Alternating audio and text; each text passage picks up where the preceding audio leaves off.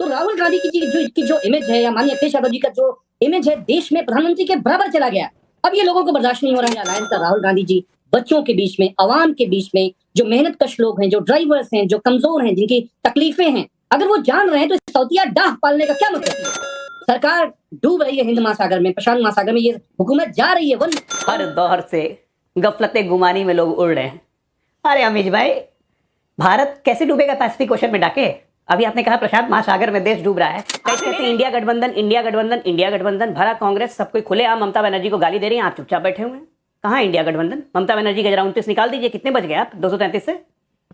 अरविंद केजरीवाल पहले ही घोषणा कर चुके हैं कि आपसे अलग हो गए, अलग चुनाव लड़ रहे हैं। कांग्रेस को ऑटोफेजी नाम की बीमारी है, वो अपने ही शरीर को खाना शुरू करती है। और आप कांग्रेस के शरीर का हिस्सा बने हैं तो कांग्रेस का खाना सबसे पहले आप ही बनेंगे। जय श्री राम दोस्तों, आपको तो मालूम ही होगा कि राहुल गांधी और खड़गे मिशन कश्मीर पर है और वहां के लाल चौक पर सैर के मजे ले रहे हैं। पर वही लाल चौक जहां कांग्रेस के शासन में जाना तक मुश्किल था, समाजवादी पार्टी के अमित जबई जो राहुल पुराण पढ़ने में लगे हैं और राहुल गांधी को मोदी जी के बराबर का नेता बता रहे हैं, जिस पर अजय आलोक ने जोरदार जवाब दिया और बताया कि कांग्रेस समाजवादियों के साथ क्या करने वाली है। आइए देखते हैं इसी पे जोरदार डिबेट।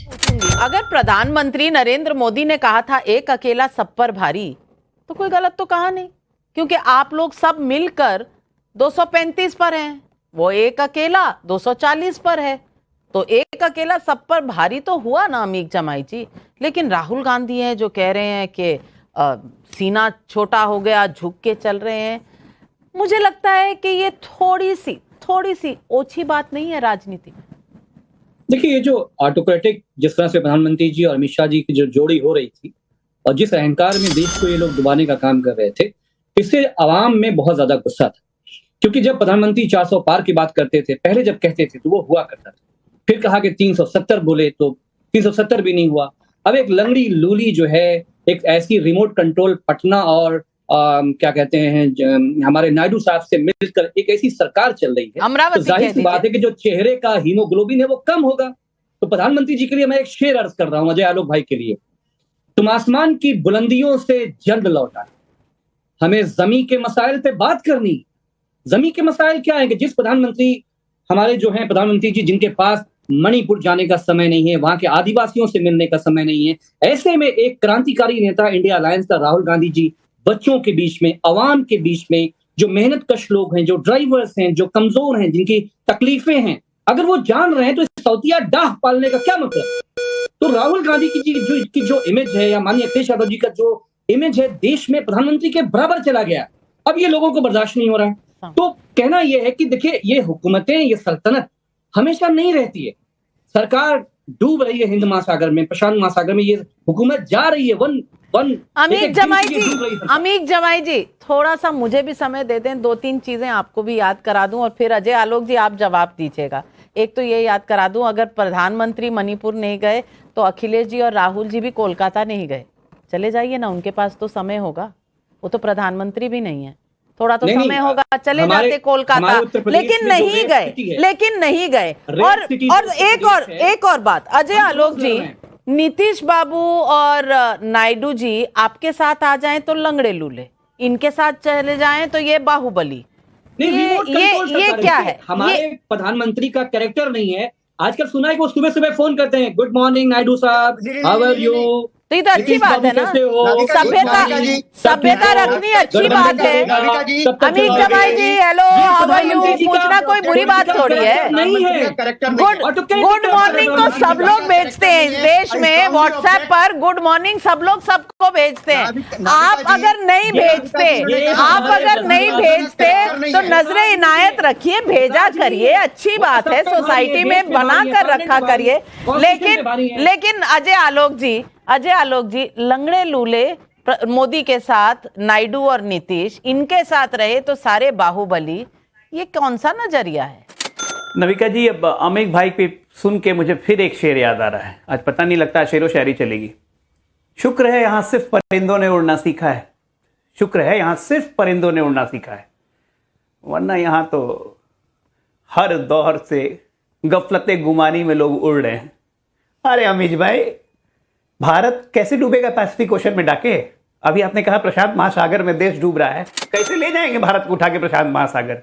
अरे हिंद महासागर बोल देते, बंगाल की खाड़ी बोल देते तो समझ में आता। नहीं, डुबा तो दिया है। गफलत गुमानी कहाँ है ये तो दिख रहा है, बोली में भी दिख रहा है। अरे प्रशांत महासागर में कैसे डुबाएंगे भाई? कैसे उठा के ले जाएंगे प्रशांत महासागर में?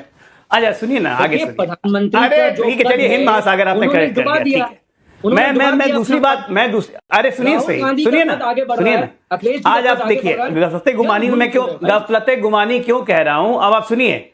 आप लोग का शीशा टूट रहा है, आपका शीशा टूट रहा है। जिस संविधान को दिखा के और एक फॉल्स नैरेटिव बना के आपने कुछ सीटें जीतनी, जिससे आप गफलत गुमानी में आ गए हैं, उस नैरेटिव टूट रहा है। वो आवाम को आप गफलत बता रहे हैं। एक्ट पे वो नैरेटिव टूट रहा है कि आप संविधान की बात करते हैं, आप संविधान की बात करते हैं, लेकिन आप मुसलमानों को बाकी देश से अलग समझते हैं, कह रहे हैं गफलत गैर बराबरी तो हो गया।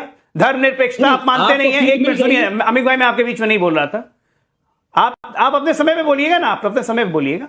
देखिए फेक नैरेटिव बर्स्ट हो रहा है, तो गुमानी आपकी टूट रही है। आप कहते हैं इंडिया गठबंधन, इंडिया गठबंधन, इंडिया गठबंधन, भरा कांग्रेस सब कोई खुलेआम ममता बनर्जी को गाली दे रही है, आप चुपचाप बैठे हुए हैं। कहां इंडिया गठबंधन? ममता बनर्जी के जरा 29 निकाल दीजिए, कितने बच गए आप 233 से? अरविंद केजरीवाल पहले ही घोषणा कर चुके हैं कि आपसे अलग हो गए, अलग चुनाव लड़ रहे हैं। 10 में 10 उपचुनाव के सीट है, कांग्रेस ने 4 सीट ही मांगी, आपके महासचिव ने क्या जवाब दिया? That's a wishful thinking. बड़ा इंडिया गठबंधन है। आप जानते हैं कि कांग्रेस को ऑटोफेजी नाम की बीमारी है, वो अपने ही शरीर को खाना शुरू करती है। और आप कांग्रेस के शरीर का हिस्सा बने हैं तो कांग्रेस का खाना सबसे पहले आप ही बनेंगे। इस बात को मुलायम सिंह यादव जी से बढ़िया कोई नहीं जानता था, ये आप भी जानते हैं। यही डर सता रहा है आप लोग को। तो गफलत गुमानी में आप रहिए, हम क्यों रहेंगे? जब कांग्रेस खाना शुरू करेगी तो छटपटा के भागिए। नविका जी, मैं बस कहूंगा अमित भाई ज्यादा बेहतर समझेंगे।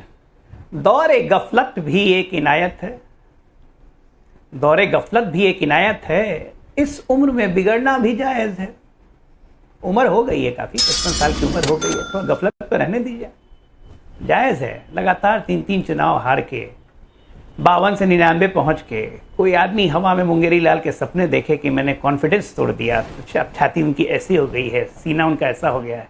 पहले छाती या सीने का अंतर पता नहीं और कुछ भी बोलने लगते हैं। आजकल बड़ा समस्या हो गई है इनकी, राहुल गांधी की। हर चीज़ नया, कभी कैब ड्राइवर के साथ मिलने लगेंगे, कभी किसी के पास मिलने लगेंगे। तो ये कॉन्फिडेंस शैटर किसको कहते हैं? इसी को कॉन्फिडेंस शैटर कहते हैं कि आपको अपने काम पे भरोसा नहीं है कि क्या आप करने जा रहे हैं। कभी कोई नैरेटिव बनाएंगे, कभी कोई नैरेटिव बनाएंगे, नैरेटिव फुस हो जाता है, बेचारे कुछ कर नहीं पाते हैं। अब यहाँ पे तो सब काम लगातार होते जा रहा है, चाहे वो विदेश नीति हो, चाहे देश की नीति हो, चाहे देश में काम करना हो, चाहे बजट पास करना हो, चाहे अभूतपूर्व लोकसभा सेशन करवाने का हो। सरकार ने क्या नहीं कर लिया, सब आराम से कर लिया। आपको गफलत में रखा और आप भी हमारे साथ चलते गए।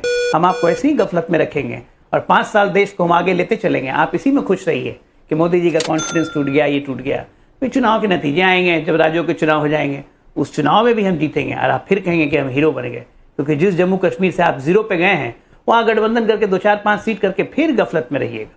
हरियाणा में बहुत कूद रहे हैं, बहुत उछल रहे हैं, लेकिन हरियाणा में साफ, वहां पे आप सबको सिर्फ हुड्डा, सुरजेवाला और कौन है इनके अंडा वाला मैं आपकी सारी बातें समझ रही हूँ अजय आलोक जी। इस डिबेट को लेकर आपकी क्या राय है हमें जरूर बताएं। हमारे साथ जुड़े रहने के लिए चैनल को लाइक एंड सब्सक्राइब करना ना भूलें। Thank you so much.